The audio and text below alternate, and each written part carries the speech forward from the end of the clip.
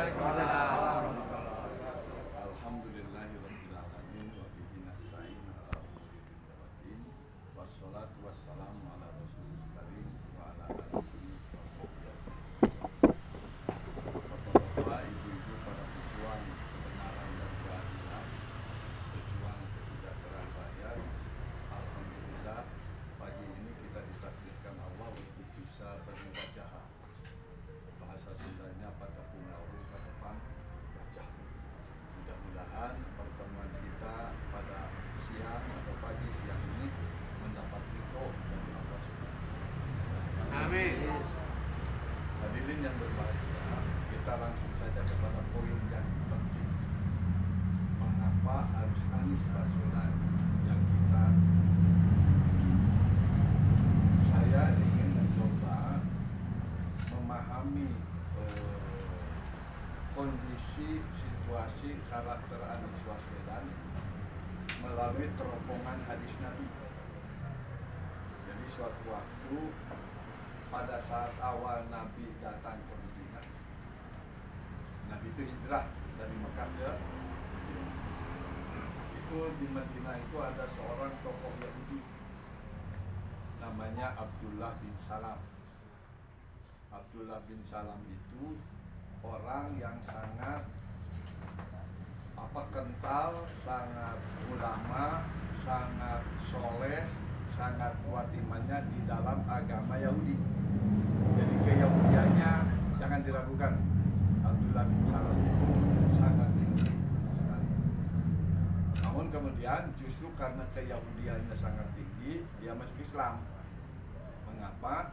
Sebab Abdullah bin Salam itu hafal betul tentang isi Taurat dan Injil, yang dengan pengetahuan beliau terhadap Taurat dan Injil, lantas beliau tahu betul karakter Nabi terakhir yang akan datang. Dan ternyata karakter Nabi terakhir yang akan datang yang dikemukakan oleh Taurat itu persis ada pada diri Nabi Muhammad SAW. Pada saat Nabi Muhammad datang ke Madinah awal hijrah, Pak, itu Abdullah bin Salam itu sampai berdesakan dengan orang-orang lain Madinah yang sudah masuk Islam, berdesakan ingin melihat wajah Nabi Muhammad. Ya malah kita juga tatkala Anies Baswedan datang kan berdesakan ingin melihat gitu ya, malah ingin foto bersama, tapi waktu itu belum ada foto, baru lihat antara dulu berdesakan ingin melihat Nabi Muhammad Sallallahu Alaihi Wasallam. Apa yang terjadi di benak Abdullah bin Salam? Pertama sekali dia yakin dari wajah Nabi Muhammad itu bukan orang pembohong. Ini orang jujur. Jadi ternyata setingkat Abdullah bin Salam ulama Yahudi dengan pengetahuan Taurat yang sangat mendalam, dari raut wajah orang saja dia tahu ini orang baik, ini orang jujur. Itulah yang diinformasikan oleh Abdullah bin Salam. Saudara, kemudian dia menyimak bagus apa yang dikatakan Nabi Muhammad begitu datang ke Madinah. Ada 4 hal yang dikatakan oleh Nabi Muhammad pada waktu itu. Pertama, bahasanya ya ayyuhan nas, hei manusia, absus salam bainakum, hendaklah kalian menyebarkan keselamatan, kedamaian sesama. Yang kedua disebutkan wa'id umut ta'am, hendaklah kalian ratakan kesejahteraan orang-orang itu melalui kecukupan makanan. Kemudian yang ketiganya wasilul arham, hendaklah kalian bersilaturahim.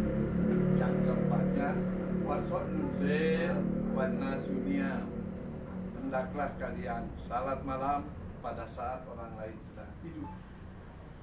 Itu ucapan Nabi Muhammad pidato pertama datang ke Madinah, dan itu direkam langsung oleh ingatan Abdullah bin Salam tokoh Yahudi.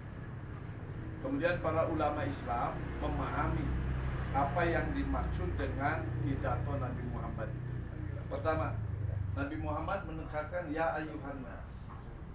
Ya, istilah ya ayuhan nas yang diungkapkan Nabi Muhammad dan Nabi Muhammad itu ternyata sekarang saya melihat, bapak-bapak boleh berbeda pendapat tapi juga bisa sama, bahwa ini ada pada diri Anies. Istilah ya ayuhan nas itu berarti memanggil semua manusia.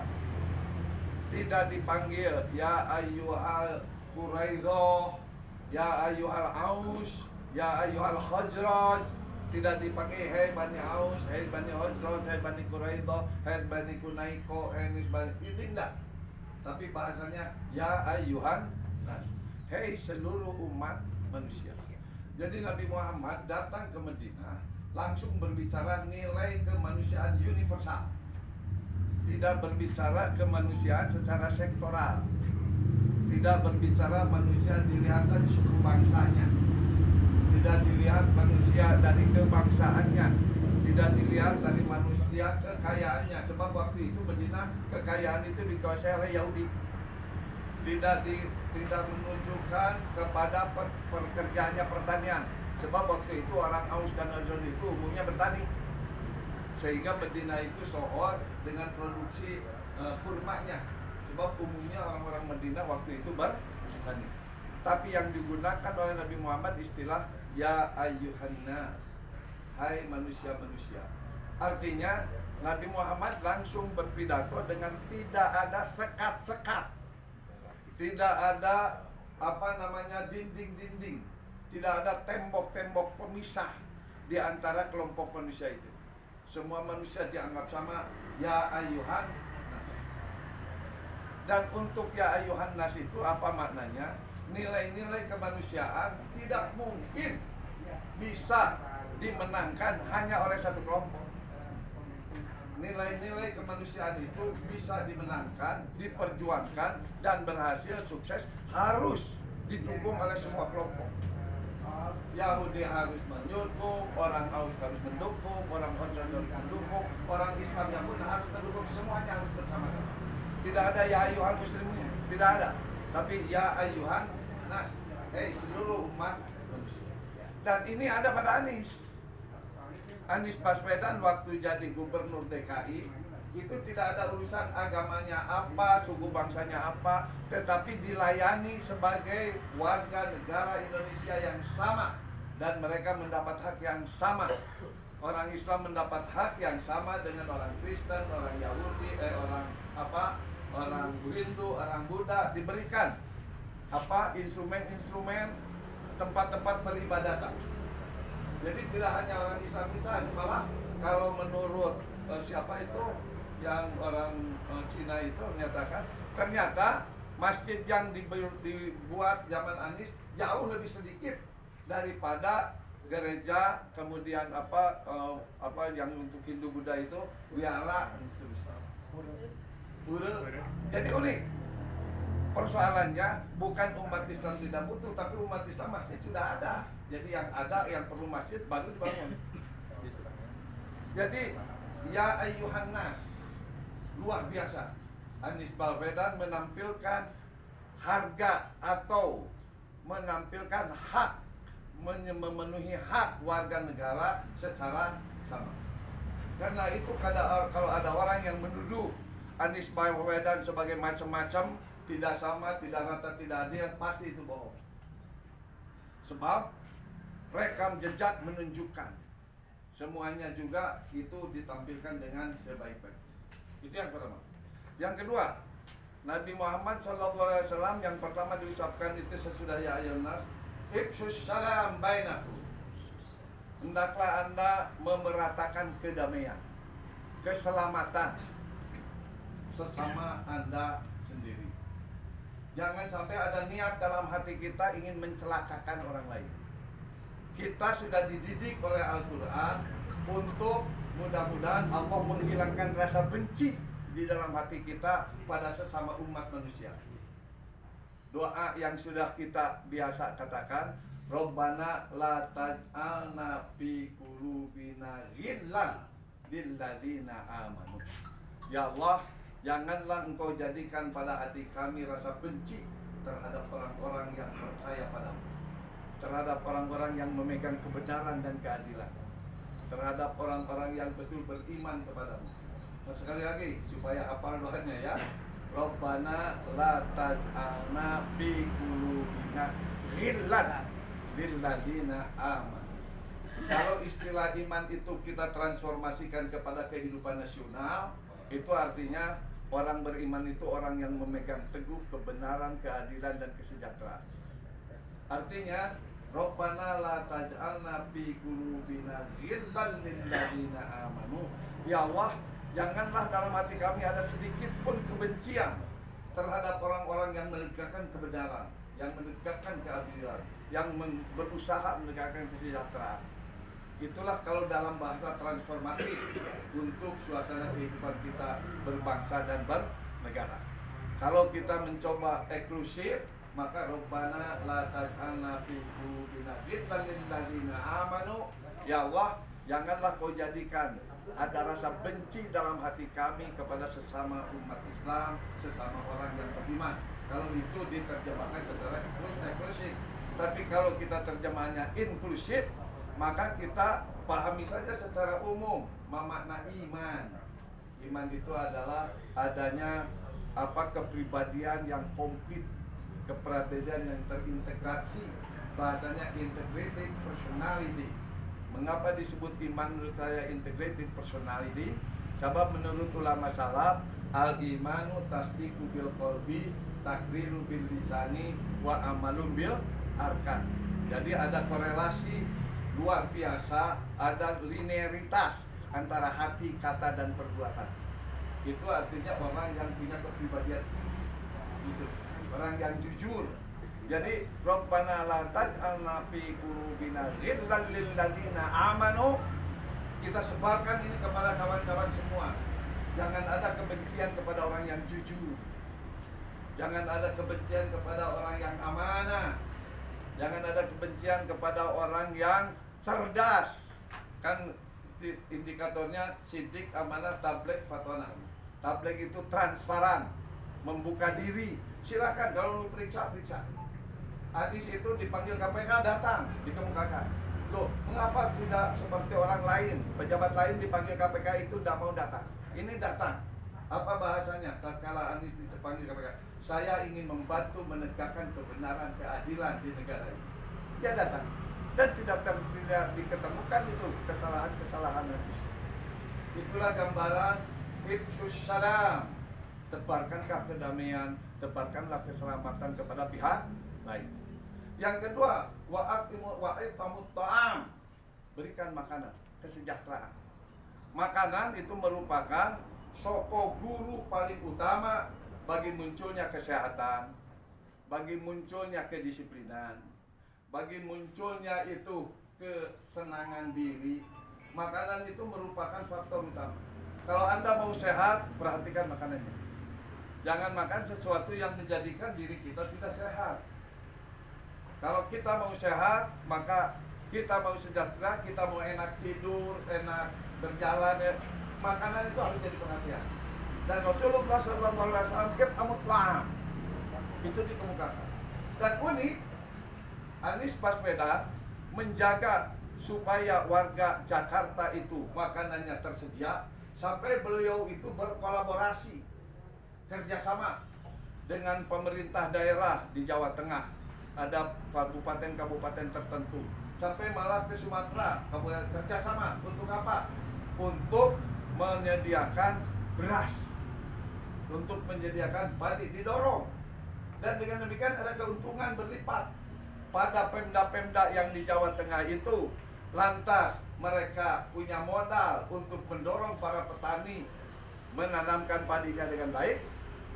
Untuk Jakartanya membeli beras murah. Jadi kan kalau beras beli dari tanpa proses itu harganya ditentukan oleh pasar. Sekarang tidak, ini kerjasama.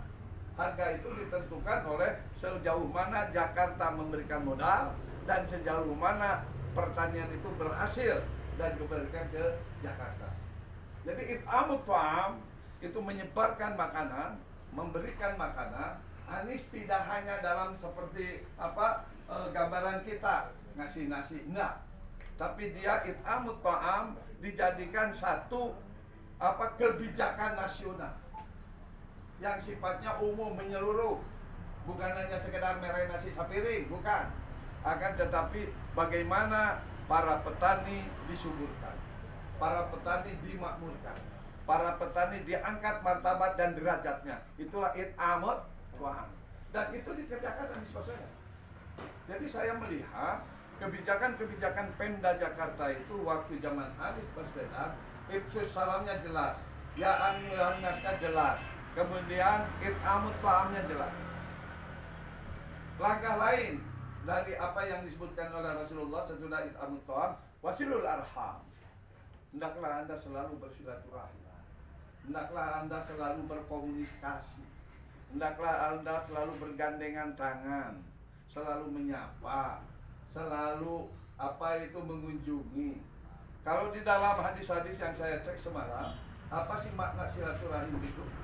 Dalam hadis-hadis itu ternyata digambarkan istilah silaturahim itu bukan hanya sekedar bertemu muka, tapi memberi makan saja itu silaturahim. Memberikan kesejahteraan itu silaturahim. Menjaga kesehatan itu silaturahim. Itu gambaran dari istilah silaturahim. Jadi silaturahim itu gambarannya tidak hanya sekedar berkunjung, Pak. Itu diperkuat oleh hadis Nabi.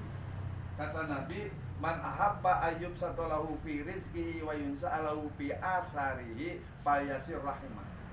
Siapa yang ingin panjang umur dan banyak rezeki, hendaklah bersilaturahim. Jadi silaturahim itu ternyata punya efek panjang umur. Katakanlah kalau panjang umur itu dukungan utamanya kesehatan, artinya silaturahim itu mendorong rumah sakit, mendorong puskesmas, mendorong pabrik obat, supaya bisa mencukupi keperluan orang-orang yang memang memerlukan pengobatan, perawatan kesehatannya. Dan itu dikerjakan Anies Baswedan itu pada waktu jadi gubernur mendirikan 3 rumah sakit besar. 3 rumah sakit besar. Punten, zaman Ahok tidak ada. Zaman Jokowi tidak ada. Dan jangan lupa, antara Ahok dan Jokowi dan Anies Baswedan itu saya cek di Google, Bapak bisa cek kembali berapa APBD, anggaran belanja dan pendapatan daerah DKI Jaya pada sama kurang lebih 80 triliun. Zaman Jokowi 80 triliun, zaman Ahok 80 triliun, zaman Anies juga 80 triliun. Akan tetapi hasil yang ditampilkan ke masyarakat dalam pembangunan beda. Jadi bapak-bapak bisa memahami sendiri bagaimana gambaran wasilul arham. Silaturahim itu ditampilkan dalam kebijakan-kebijakan politik. Silaturahim ditampilkan dalam kebijakan-kebijakan pembangunan, kebijakan hubungan sosial, kebijakan pendidikan, kebijakan perekonomian, dan seterusnya. Itulah bahasa Anies Baswedan. Yang keempatnya yang diungkapkan Rasulullah SAW, Shallul lail wan nasu niyam. Hendaklah Anda sering-sering sholat malam pada saat orang lain tidur. Apa artinya? Artinya memperkuat pendirian, memperkuat keteguhan hati. Ada hadis yang menyatakan bahwa di antara 7 jenis manusia yang pasti masuk surga, dilindungi oleh Allah pada saat tidak ada perlindungan kecuali perlindungan Allah, itulah adalah orang yang pada malam hari dia bangun, lantas dia sholat, berdoa kepada Allah, doa fil lail fafadat ainah, sampai bercucuran air mata. Orang yang bisa minta kepada Allah malam hari, minta taubat, minta ampunan lantaran sadar akan dosa-dosa masa lalu, sadar akan kurang baiknya kita hubungan dengan orang tua, sadar kurang baik dengan hubungan dengan tetangga, dengan masyarakat, sadar barangkali ada kebijakan-kebijakan yang kurang pas dalam kaitan mengembangkan keluarga, tetangga, masyarakat, dan seterusnya. Kita jeritkan kepada Tuhan, kepada Allah Subhanahu wa Ta'ala, sampai kalau perlu di dalam hadis itu fafadat aidan, berlinangan air matanya. Itu orang yang insya Allah tobatnya diterima dan dijamin oleh Rasul salah satu jenis manusia yang bisa masuk surga. Jadi orang yang bisa masuk surga kalau melihat hadis itu adalah orang yang sadar diri akan kelemahan, sadar diri akan kelakuan masa lalu, sadar diri akan berbagai kemungkinan kesalahan-kesalahan yang telah terjadi dan diperbuat, dan kesadaran itu insya Allah mendorong dia ke masa depan untuk perbuatan yang lebih baik. Itulah gambaran dari Rasulullah yang saya lihat ada di hadis. Hadis itu selalu 5 tahun kerja jadi gubernur, dia punya program, tiap program itu dilaksanakan sampai dia ini akan tahun ini akan ini, tahun ini akan ini, tahun ini sudah jelas. Dan alhamdulillah semua janji beliau pada waktu kampanye tahun 2017 itu terlaksana selesai pada tahun 2022. Jadi janji itu jangan sampai dia seperti di lagu itu, janji tinggal janji, enggak. Janji harus bentuk dalam pelaksanaan. Jadi saudara, kalau kita mendukung Anies, insya Allah sepanjang pengetahuan saya mendukung orang terbaik untuk mengurus Indonesia. Allah Akbar. Mendukung orang yang jujur, yang cerdas, menjuru orang yang santun, yang sopan. Gitu ya. Karena itu selain kita mendukung Anies, jangan lupa juga tadi kata Pak Dadang, partai pendukungnya juga harus kuat. Siapa di sini yang mendukung PKS? Oke, siapa di sini yang mendukung Demokrat? Ya, Demokrat. Siapa di sini yang mendukung siapa lagi? Nasdem. Alhamdulillah. Jadi artinya apa? Nasdem harus menang, Demokrat harus menang, PKS harus menang. Sebab kalau 3 partai pendukung Anies Baswedan itu kelabakan tidak menang, nanti di DPR bisa bahaya. Harus menang. Mereka yang jadi partai Demokrat menangkan Demokrat. Mereka yang di partai Nasdem menangkan Nasdem. Mereka yang di partai PKS menangkan PKS. Jangan ragu-ragu. Dan kita tetap berdamai dalam rangka memenangkan masing-masing partai. Itu Pak ya. Jadi kalau saya sebut menang, maka Bapak umumkan PKS, Demokrat, Nasdem. Gitu ya. PKS, Demokrat, Nasdem. Menang. PKS, Demokrat, Nasdem. Menang. PKS, Demokrat, Nasdem. Menang. PKS, Demokrat, Nasdem. Presiden Anies Baswedan. Presiden Anies Baswedan. Presiden Anies Baswedan. Mudah-mudahan di otak kita terrantam masuk ke dalam saraf kita ingin memenangkan partai kita masing-masing dan ingin memenangkan Anies Baswedan. Mudah-mudahan apa yang saya sampaikan ada guna dan manfaatnya. Lebih kurangnya saya minta maaf. Mudah-mudahan Allah mengabulkan apa yang kita minta. Amin. Allahumma rabbana taqabbal minna. Allahumma rabbana taqabbal minna. Allahumma rabbana taqabbal minna. Ya Allah, kabulkanlah permintaan kami. Allahumma rabbana ya alima ma fis sudur. Ya Allah yang mengetahui segala hati kami. Ahrijna minad dhulumati ilan nur. Keluarkanlah kami dari kegelapan dan menuju cahaya Tuhan. Amin. Allahumma ya alima ma fis sudur. Akhrijna biladana Indonesia minad dhulumati jahiliyah ila nuril hidayah. Ya Allah yang mengetahui segala isi hati kami, keluarkanlah negara kami Indonesia dari kegelapan jahiliyah menuju keterang-keterangan hidayah. Ya Allahumma rabbana atina fid dunya hasanah wa fil akhirati hasanah wa qina adzabannar. Wa sallallahu ala sayyidina Muhammad wa ala alihi wa sahbihi ajmain. Subhana rabbika rabbil izzati amma yasifun wa salamun alal mursalin walhamdulillahi rabbil alamin. Aku qouli hadza wa astaghfiruh.